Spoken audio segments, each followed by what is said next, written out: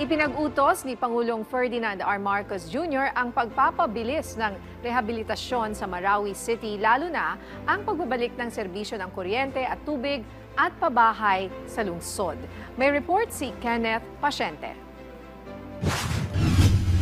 Inatasan na ni Pangulong Ferdinand R. Marcos Jr. ang Office of the Presidential Advisor for Marawi Rehabilitation na mas paigtingin pa ang mga hakbang para sa pagsasaayos ng Marawi City.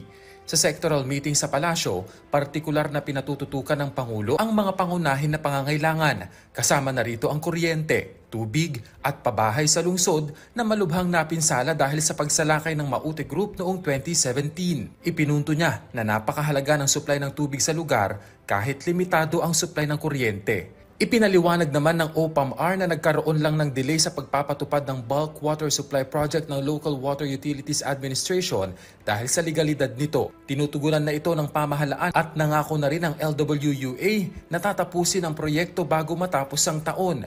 Inatasan na rin ng Pangulo ang OPAMR na kausapin ng private landowner sa Marawi na palawigin pa ang kontrata para magamit ang kanilang lupa sa pabahay para sa mga residenteng apektado ng Marawi Siege.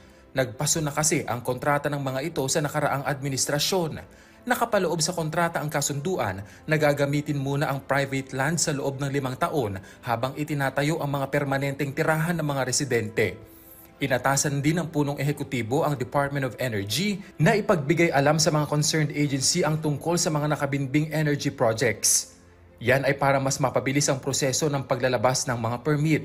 Inatasan din niya ang DOE na pabilisin ang integration ng application at permitting processes ng lahat ng kanilang proyekto sa ilalim ng Energy Virtual One-Stop Shop o EVOS para mas streamline o mapabilis ang mga energy project application. Ayon sa PCO, nasa 56 energy-related processes mula sa 103 ang na-integrate na sa EVOS mula nang i-roll out ang proyekto noong 2020. Kenneth Pasyente para sa Pambansang TV sa Bagong Pilipinas.